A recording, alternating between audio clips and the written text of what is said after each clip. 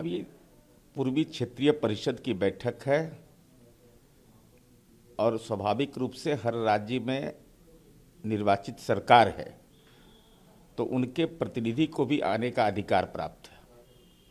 यह कोई सियासत का विषय नहीं है बल्कि विकास के महत्वपूर्ण मानकों की चर्चा की जानी है। तो हम उम्मीद करते हैं कि आदरणीय सहकारिता मंत्री अमित शाह जी कृपा करके यह जरूर बताइएगा कि गुजरात के 9 जिले, महाराष्ट्र के विदर्भ और विजयवाड़ा और गुजरात के अमरेली, भावनगर, जामनगर, जूनागढ़, कच्छ, पोरबंदर, राजकोट, सुरेंद्रनगर, गिर सोमनाथ जिले को विशेष श्रेणी का दर्जा हासिल है। तो आखिर बिहार ने कौन सा गुनाह किया है? कोसी के प्रक्षेत्र के नेपाल की नदियों का कहर झेलना पड़ता है। टाल के इलाके के लोगों को एक बड़ा क्षेत्र है जो प्राकृतिक आपदा से जूझता रहता है। बिहार के 28 जिले 38 में बाढ़ और सुखाड़ से पीड़ित है, लेकिन उसके बाद भी बिहार को न विशेष दर्जा, न विशेष श्रेणी, न विशेष सहायता। यह निश्चित रूप से बिहार की जनता आकांक्षी है कि आदरणीय नरेंद्र मोदी जी ने वायदा किया था कि बाढ़ सुरक्षा के लिए नेपाल से हाई डैम बना करके इसको सुरक्षित करेंगे। 5 बार आदरणीय प्रधानमंत्री जी नेपाल गए, लेकिन अब तक इसके कोई सार्थक परिणाम नहीं निकले। यह बिहार जानना चाहता है। बात कर लेते हैं धीरज साहू के यहाँ लगातार छापे में पैसे मिल रहे हैं, लेकिन कांग्रेस ने उससे अपनी दूरी बना ली। बोले उनके बिजनेस से हम लोगों को भाई जो गलत करेगा वो जाएगा, चाहे वो कोई भी व्यक्ति हो। अब इस संबंध में भारतीय जनता पार्टी का जो मैं बयान देखा तो मुझे हंसी आई कि आदरणीय प्रधानमंत्री नरेंद्र मोदी जी का मजाक उड़ा रहे हैं क्या? आदरणीय नरेंद्र मोदी जी तो ईडी के मामले में कोई जेल जाता है और जेल से जब निकलता है तो उसके साथ सरकार बनाते हैं। राजनीति का सहवाला महाराष्ट्र में बना लिया। अब प्रवचन दे रहे हैं भारतीय जनता पार्टी के नेता। तो ये वॉशिंग मशीन है क्या आप? क्या आपके साथ जो हुआ वो साफ है? तो महाराष्ट्र के अंदर जो आरोप लगे तो वो आरोप गंभीर किस्म के हैं कि नहीं? अगर गंभीर किस्म के हैं तो राजनीति की नैतिकता में क्या कहता है? आपको रहना चाहिए, तब प्रवचन किस बात का? स्मृति ईरानी तो बोलती है कि कांग्रेस की जो लीडरशिप है वो डेडिकेटेड है करप्शन के लिए। उसके लिए तो हिडेनबर्ग की रिपोर्ट स्मृति ईरानी जी को पढ़ना चाहिए और उससे कोई प्रमोशन अब इनका नहीं होने वाला है।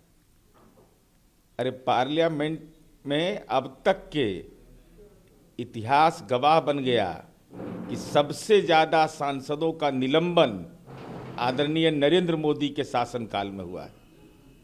ये दुर्भाग्यजनक है कि संसद में जहां पक्ष और विपक्ष बहस करता हो, लेकिन हठधर्मिता का आलम यह है कि संसद की सदस्यता भी समाप्त की जाती है, निलंबन भी किया जाता है। ट्विटर हैंडल शिवराज सिंह चौहान से ट्विटर में से ट्वीट किया गया सबको राम राम, लेकिन बाद में उसको डिलीट कर दिया गया। क्या इसके माने? अब सबको राम राम अब वो डिलीट कर दिए, तब तो भगवान राम कहीं प्रेरणा दिए होंगे कि हे राम कहिए, सीता राम कहिए, या जो भविष्य की संभावना है लगता है उस पर कि सूर्य ग्रहण लगने वाला है। कौन बनेगा सीएम 3 स्टेट में? भूपेश बघेल कहते हैं कि कौन बनेगा करोड़पति जैसा हो गया है। बिल्कुल सही बात है। भारतीय जनता पार्टी विश्व की सबसे बड़ी पार्टी होने का दंभ, चुनाव जीत गए, 72 घंटा से ज्यादा हो गया तो 3 आदमी का चयन नहीं कर पा रहे हैं। 56 इंच का सीना और 3 व्यक्ति का राज्य में मुख्यमंत्री के रूप में चयन करना। अमित शाह के बारे में कहा जाता है कि इनका दिमागी खेल बहुत तेज चलता है, दिमाग बहुत तेज चलता है। हालात यह हो गया कि जनता इस रूप में है कि जनता ने सरकार तो चुन दी, लेकिन मुख्यमंत्री कौन हो इस सवाल पर अब तक के लोकतंत्र की अग्नि परीक्षा में भाजपा असफल है। दानिश अली को जिस तरह से बहुजन समाज पार्टी ने निकाला है, उन्होंने कहा है कि मैंने पार्टी के खिलाफ कोई काम नहीं किया है।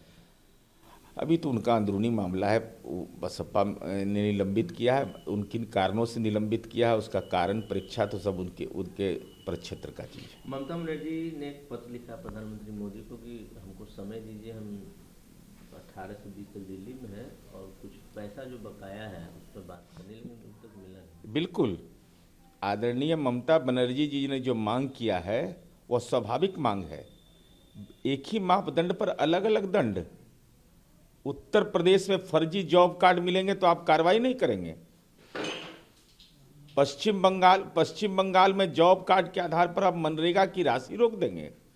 भाजपा शासित प्रदेश में, मध्य प्रदेश में ऐसा मिलेगा तो आप कोई कार्रवाई नहीं करेंगे। तो ये तो संघीय ढांचे का कहीं ना कहीं अपमान हो रहा है, और जो पिछड़े राज्य हैं उनके विकास के जो मानक हैं, उनके जीवन स्तर को बेहतर बनाना है मजदूरों का, तो कहा तो मनरेगा की आलोचना करते थे, और मनरेगा की राशि देने में परेशानी। बिहार जैसे राज्य में 2018 के बाद प्रधानमंत्री आवास योजना का लक्ष्य नहीं दिया जा रहा है। ये क्या हो रहा है देश के अंदर में? खबर आई कि जेडीयू ने पूरी तरह से तैयार हो गई है कि नीतीश कुमार को एक ऑपोजिशन का चेहरा प्रोजेक्ट करने के लिए। नहीं, देखिए, माननीय नीतीश कुमार जी राजनीति के चेहरा है, और नीतीश कुमार जी की स्वीकार्यता विभिन्न राजनीतिक दलों में भी है। गैर भाजपा मोर्चे की कवायद उन्होंने प्रारंभ किया है, इसलिए विपक्ष के नेता के रूप में केवल ही नहीं, विपक्ष की आवाज़ है Nitish Kumar, voice of opposition है। अखिलेश यादव ने फिर बात की है नॉन इलेक्ट्रॉनिक सिस्टम वोटिंग के लिए। अब इस संबंध में तो हर एक पार्टी को अपना नज़रिया व्यक्त करने का अधिकार है। इस संबंध में कोई औपचारिक राय, सर्वानुमति की राय तो ऐसी कोई इंडिया की बात आई नहीं है। उनकी पार्टी की राय स्वाभाविक है, उनको अधिकार है।